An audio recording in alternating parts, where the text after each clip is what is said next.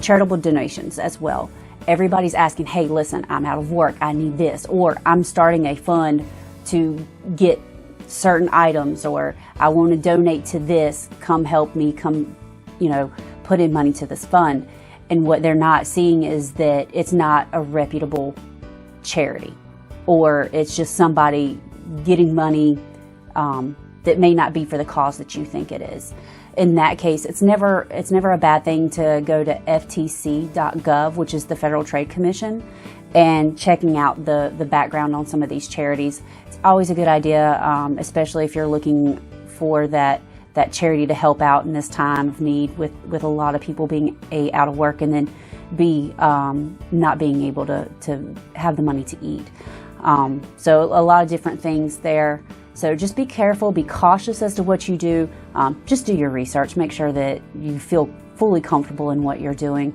Last thing you want is to give away your hard-earned money for something that you think that is a good idea, or something that you felt in your heart to give to, and it ends up not being what you're wanting to do. So what you do, again, the government will never ask for Green Dot cards, iTunes cards, anything like that. We're not going to ask for that. If you have a question about something, you can always give us a call at the Sheriff's Office here. We're always more than happy to help you. We would rather you make that call than us have to investigate some sort of fraud report.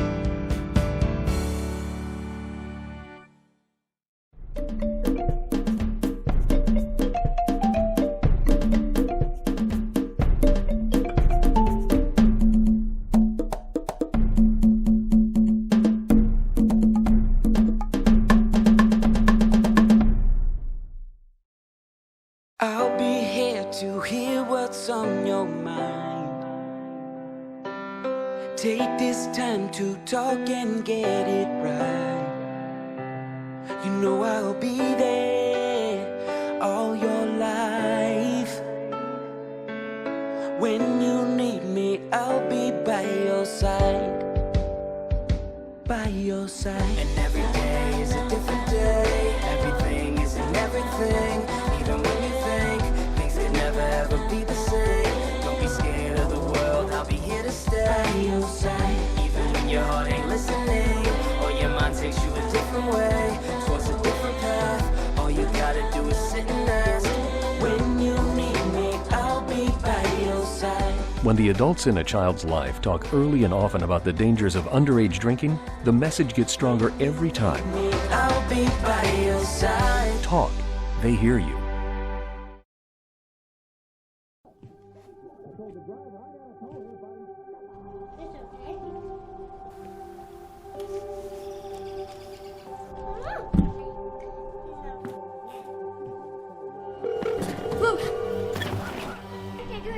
Where's your emergency? Everyone's on their way. What happened? Your friend's not breathing.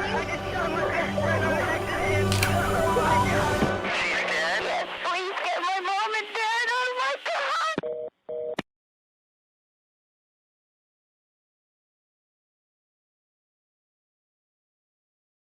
Hey guys, it's Melon. Dakota. And we're here to talk to you today about dangerous dogs. Dakota, what is not a dangerous dog? So in Durham County, we do not define a dangerous dog based on the breed of the dog. There is a North Carolina general statute that actually designates what we can and cannot declare a dog dangerous for. Melinda, you want to talk about that statute? North Carolina General Statute 67-4.1 is the statute that regulates dangerous dogs. Nowhere in that statute does it define a dog by breed. A dog is defined as dangerous based on activities that dog might engage in, such as a dog can be declared dangerous if it inflicts a bite on a person that results in severe injury, such as disfiguring lacerations requiring cosmetic surgery or hospitalization. A dog is also deemed dangerous if it can be proven that it is maintained and harbored primarily for dog fighting. A dog is considered potentially dangerous if it kills or inflicts severe injury on a domestic animal, such as another dog or a cat or an animal that's maintained as a pet, while off of its property. That means if an animal comes onto that dog's property and that dog inflicts or kills it, it is not dangerous. But if the dog leaves its property and goes to another property and kills or inflicts severe injury on a domestic animal, then it can be declared potentially dangerous. A dog can also be declared potentially dangerous if it approaches a person in an aggressive and terrorizing manner in an apparent attitude of attack, Also, while off of its property, meaning the dog that barks and growls at the pizza guy or the UPS guy or the Amazon guy, as long as he's on his own property, he's in his right to defend his property. But if he runs off property and approaches someone aggressively, he can be considered potentially dangerous. Now, our ordinance also requires that dangerous dogs are microchipped and that the owner of a dangerous dog affixes a sign on the premises that's easily visible upon entering the yard that tells us that there's a dangerous dog there. This is as simple as a beware of dog sign. And we also require you to notify us in writing if you transfer ownership of that dog, just like the statute does. We also require you to notify us immediately if you own a dangerous dog, if your dangerous dog escapes, so that we can help you locate it. And once it's located, you have to let us know that it's safely secured back on your property. Now, if you do own a potentially dangerous dog and you don't follow the regulations set forth by North Carolina General Statute and our ordinance, we can get you for violation of that. That would be a Class 3 misdemeanor charge and or a $500 fine for each violation. However, again, that doesn't mean that the dog is going to be taken from the owners. So yes, we do take dangerous dogs very seriously, but we just want you to know that you have to take it serious too, and you have to be willing to help us in our investigation to gather all the information that we need before we put such a label on a dog. Remember, a dog is not dangerous by its breed. It has to do something specifically by the state statute that would mandate us declaring a dog to be dangerous.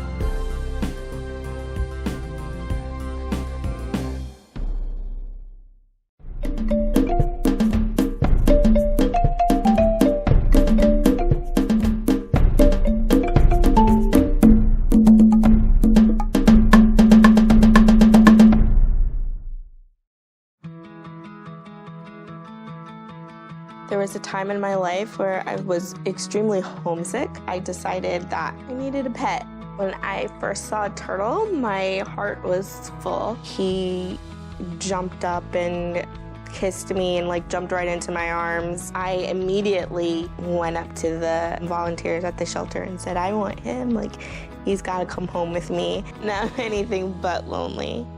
Every day with Turtle is a perfect day and keeps me company when I'm doing schoolwork. I like it when he jumps up on the table too. He is a veggie thief. He's an incredible companion and my best friend. Can't say that I've met anybody that doesn't love him too. When I adopted Turtle, I discovered all the things that make him unique. He's a little bit of a lot of things, but mostly he's all pure love.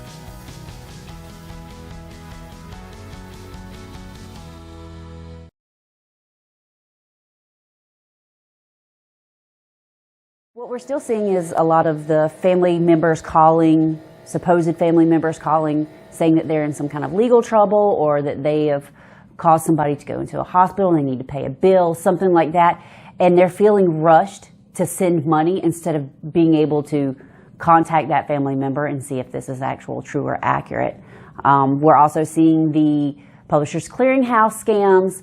Hey, listen, you're going to need to pay taxes on this money in order to get it. Or, hey, you've won a grant and in order to get the money to you, you're going to have to pay A, B, or C.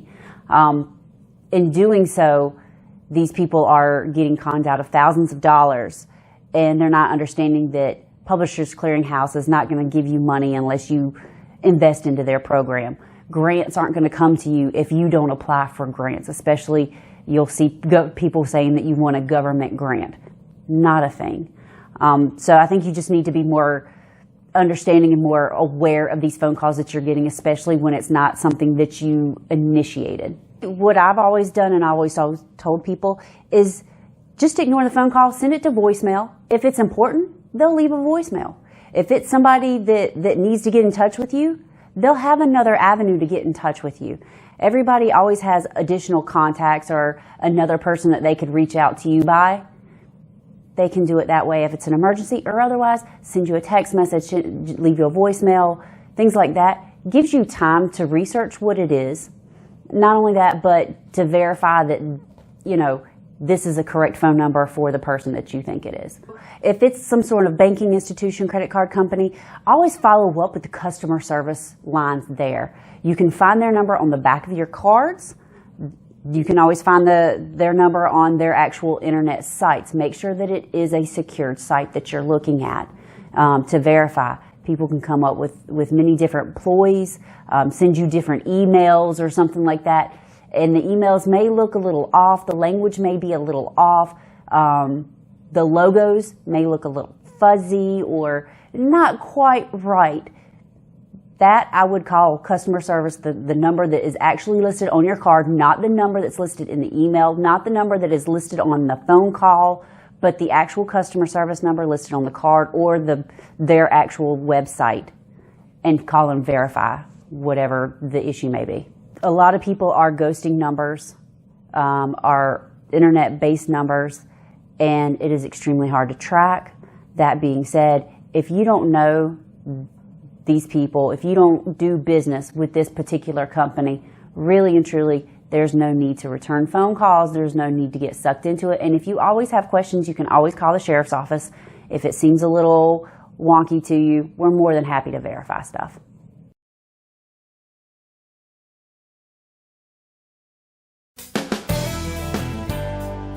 Hi, Toby Keith here. Like most of us, I love driving, but too many people die every year on America's roads. So always buckle up, slow down, drive sober, stay focused on driving. Every day, officers enforce traffic laws to keep our families safe on the road. So drive smart. And do your part to save lives. A message from the National Sheriff's Association.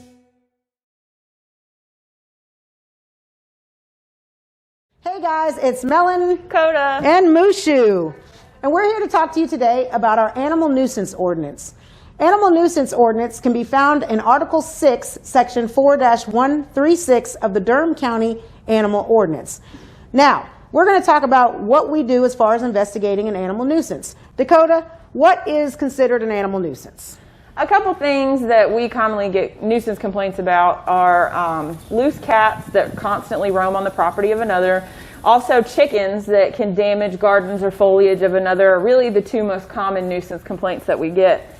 When you call in for a nuisance complaint, for us to be able to initiate that investigation, you can't be anonymous because we have to be able to prove that an animal is a nuisance to someone.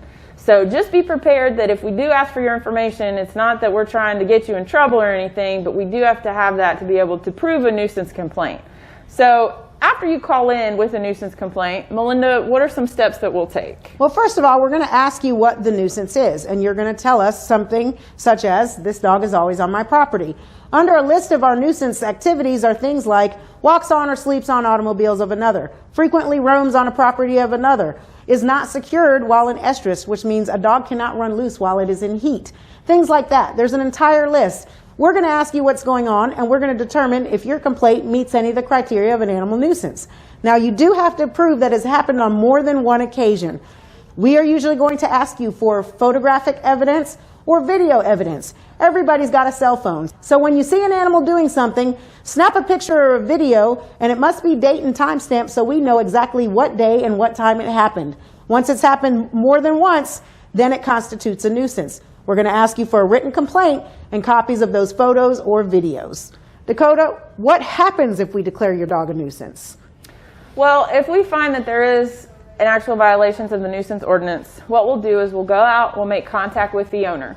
We will first explain the nuisance ordinance to them and give them a copy of it. So that's going to constitute what we call a verbal warning. If it continues to happen and we get the appropriate documentation, we're going to go out again, and this time we're going to give them a written warning. And we're going to explain that any other violation after this written warning is going to mean that you're going to get fines and have to pay for this. Also, we can refer the victim to civil court because you can take the owner to court to pay for damages to your property, like if your foliage gets messed up or the cat damages your car. So we will definitely provide you with reports to document all this, and we will start with a $50 fine, then a $100 fine, then any and all subsequent offenses will equal a $150 fine. That's right. So in order to keep your pet from being declared a public nuisance, the best thing for you to do is abide by all of our ordinances. Keep your pets on property, and when they're off property, they must be restrained. Again, it's Melon, Dakota, and we're out.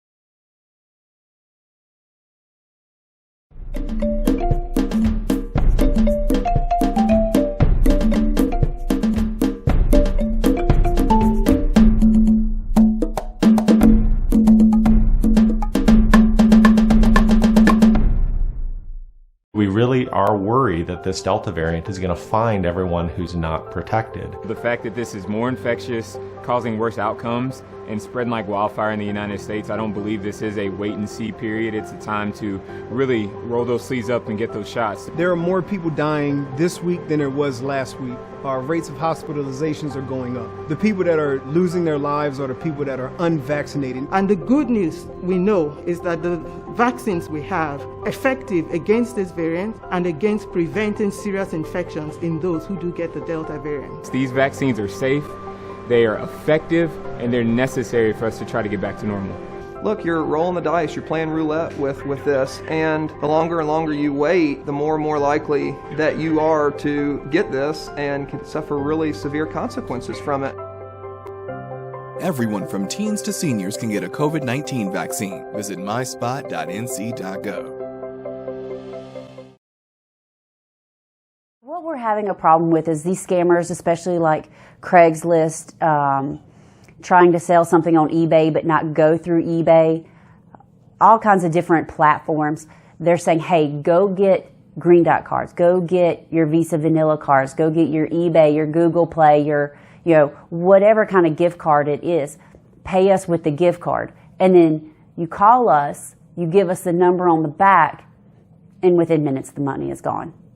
And of course, you will get nothing in return. You won't get your the money that you won or the item that you think that you are paying for. We've seen that not only with house purchases and leases, but also with vehicles, animals, trying to buy, whatever animal that you want online. A lot of the companies will say, hey, listen, you took it from our bank, you gave it to a third party, whether it be like the eBay gift cards or the Google Play, whatever the gift card may be. And once it's in their hands, the bank is out of it. They said you made that rational decision to pay for that, to that be that intermittent part of the sale. Now, if you were to go straight from your bank account to another person's bank account, to another person's, checking account of some sort, then that is trackable. The bank will normally refund your money on that. Each banking institution is different, and it's up to their policies and procedures as to how they proceed with that. Whenever you're going to shop for gift cards, I know many people buy them for, family members during Christmas time or whatnot. What you'll want to do is turn the gift card over, look at it, make sure that the seals are not broken, that nothing is scratched off. Whenever you go to check out, make sure that the card number is the same that's on your receipt. We have seen in the past that people have purchased gift cards and then the money instantly is coming off of it and is getting pocketed. So make sure that everything's checked out, and if you want, you can always call and verify while you're still there at the place where you bought it and verify that the money is on that exact card. Just be cautious. There's nobody through a true site is going to tell you to, hey, buy a gift card for A, B, and C if you can just go ahead and pay them through a third-party application that could be traceable. As soon as the gift card is purchased, money is usually out of it within seconds of you giving off the information. So it's always better to do it through your banking institution or a third-party banking site so that it's trackable.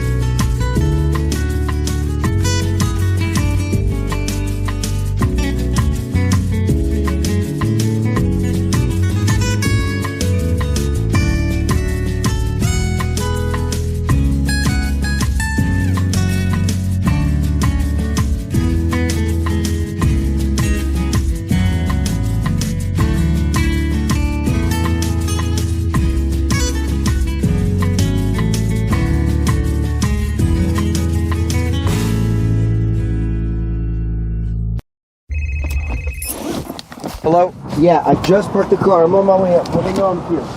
No, sorry, it's been a really hectic morning, but I'm here.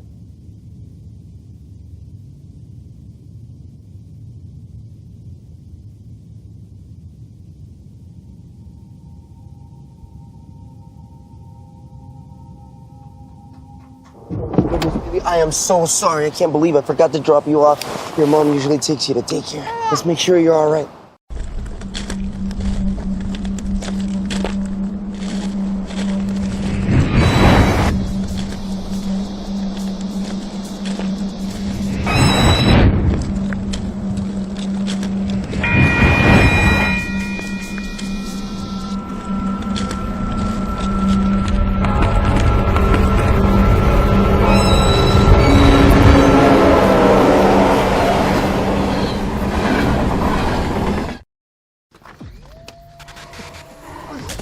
Multiple studies have shown that marijuana can slow both driver reaction and response time, which can be really dangerous. He's here. He's here. Wait. What? I can't drive. Why? My. Oh.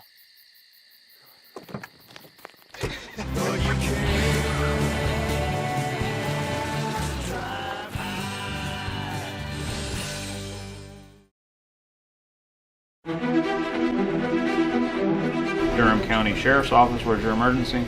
Okay, we'll get deputies on the way.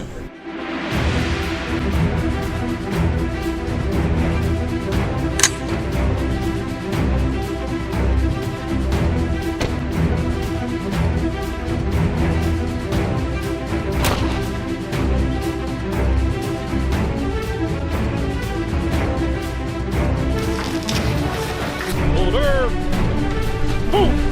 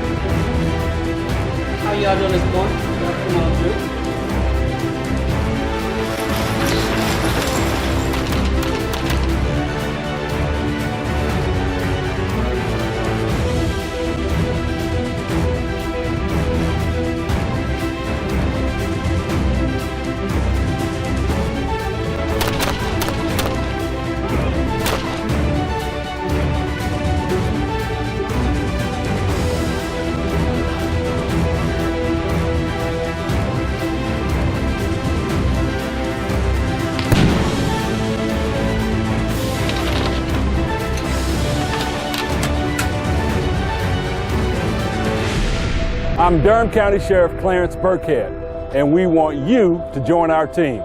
Honor, duty, service. If you have what it takes, our recruiting starts now.